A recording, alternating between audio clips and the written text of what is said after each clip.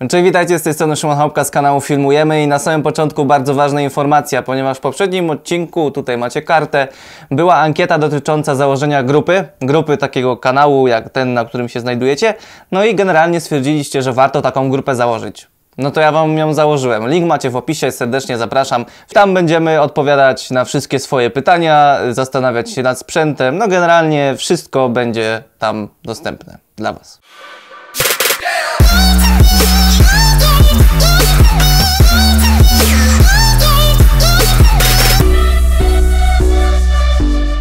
I dzisiaj mam dla was bardzo ciekawy odcinek dotyczący film looku, jak ktokolwiek sobie to może nazywać. Takich poradników znajdziecie na YouTubie pełno, ale myślę, że mój jest o tyle ciekawy, ponieważ wszystko będę wam pokazywał na taniej lustrzance, która dostępna jest już za 1000 zł używana, konkretnie Canon 550D.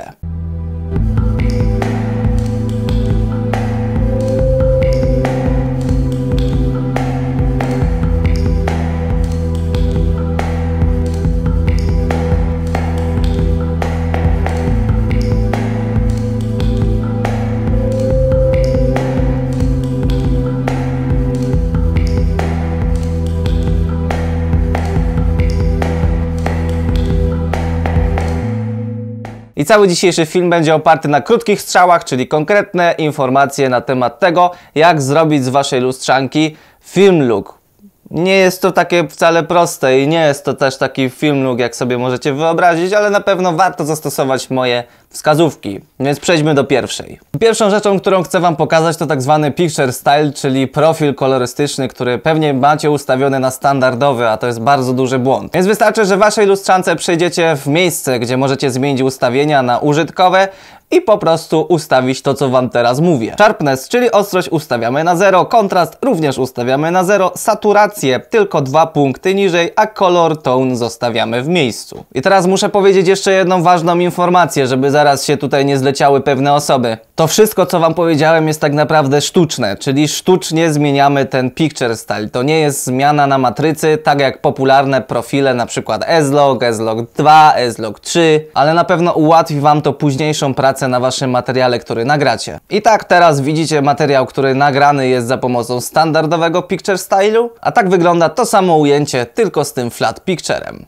I generalnie to wszystko jest tylko i wyłącznie po to, aby później na montażu przy kolor korekcji można było więcej wycisnąć z obrazka. Drugą ważną informacją jest to, aby kręcić w klatkarzu takim, jak się powinno kręcić, aby uzyskać filmowy look, czyli w 25 klatkach. Bardzo często możecie spotkać filmy w 30, w 60, w 50 klatkach, ale generalnie one nic z film lookiem nie mają wspólnego. I teraz pamiętajcie o tym, że gdy kręcicie w 25 klatkach, a chcecie umieścić jakiekolwiek slow motion w waszym filmie, to nagrywajcie te slow motion w 50 klatkach, po to, aby spowolnić ten materiał o 50% i spokoju wyrenderować bez żadnych problemów z dźwiękiem, że coś się rozjeżdża, a tu nam klatkuje, a tu coś tam. Prosta zasada, 25 klatek normalnie, 50 klatek slow motion, o pół spowalniamy i mamy taki materiał. Trzecim krokiem, który powinniście popełnić, żeby wasze produkcje wyglądały bardziej filmowo, to tak zwana głębia ostrości. I teraz pokrótce, jeżeli oglądaliście kiedykolwiek swój obiektyw albo bawiliście się manualnymi ustawieniami aparatu podczas filmowania, to pewnie widzieliście coś takiego jak parametr F. I jest to tak zwana przysłona. I zasada generalnie jest bardzo prosta, aby uzyskać ten filmowy look, staramy się zawsze dążyć do tego, aby nasze tło było rozmyte, a postać czy jakikolwiek przedmiot, który najbardziej nas interesuje w kadrze, był ostry. I w tym celu zawsze staramy się schodzić z przysłoną jak najniżej. I teraz tak wygląda przysłona o wartości 2.0. Jak widzimy, tło elegancko się nam rozmyło, a postać jest ostra. A teraz gdy wartość przysłony ustawimy sobie na wielką, czyli na przykład F20, widzimy, że tło jest ostre, postać jest ostra, a obraz nie wygląda generalnie jakoś filmowo. Teraz bardzo ważna informacja, to, że macie mieć rozmyte tło, nie oznacza wcale, że macie filmować na przysłonie 1.8, bo taką macie najmniejszą. Oczywiście wtedy wasze tło będzie rozmyte, ale ciężko będzie wam się ostrzyło. Więc generalnie zawsze wyszukujcie ten złoty środek po to, aby po prostu łatwo się wam ostrzyło, pracowało, a obraz dalej był częściowo rozmyty. Kolejnym zabiegiem, który możecie wykonać, to dodawanie tak zwanych pasów. Te pasy dodajemy zawsze w programie już na samym końcu. W opisie macie link do tych właśnie pasów, wystarczy je ściągnąć i nadrzucić na wszystkie wasze pliki w waszym programie montażowym pod warunkiem, że montujecie w Full HD. I dzięki temu wasz obraz będzie na pewno bardziej wyglądał kinowo niż bez tych pasów. I ostatnim krokiem to tak zwany grading, czyli poprawienie całego looku waszego filmu. I to też wszystko wykonujemy już w programie, w którym sobie montujecie za pomocą wtyczek do kolorowania. I teraz dzięki temu, że nagrywaliście we Flat Picture, macie o wiele większą możliwość edycji waszego ujęcia. Ja oczywiście w tym filmie nie jestem w stanie wam wytłumaczyć wszystkiego na temat kolor korekcji, kolor gradingu. Więc jeżeli chcecie się nauczyć kolor korekcji, kolor gradingu, no to linki w opisie, możecie się uczyć.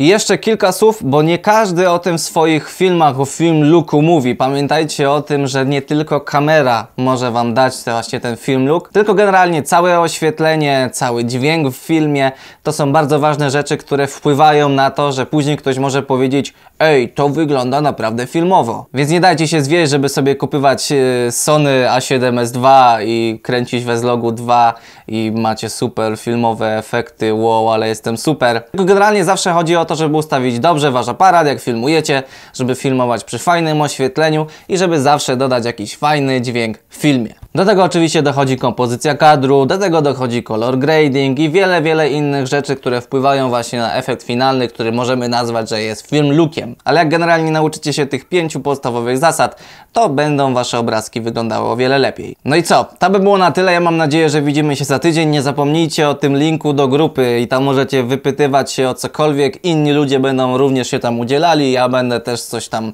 się udzielał i odpowiadał na wasze pytania. I dzięki temu w jednym miejscu będzie dużo wiedzy, a o to przecież mi chodzi. No i co, słuchajcie, to by było na tyle. Mam nadzieję, że widzimy się w kolejnym odcinku w poniedziałek znowu o godzinie 18. Ja życzę wam miłego tygodnia, mam nadzieję, że jak najbardziej filmowego. Kręćcie, róbcie, a za tydzień mam coś dla was fajnego. Będziecie mogli pokazać swoje prace, ale to za tydzień o wszystkim się dowiecie. No to co, ja się z wami żegnam, trzymajcie się, na razie, cześć.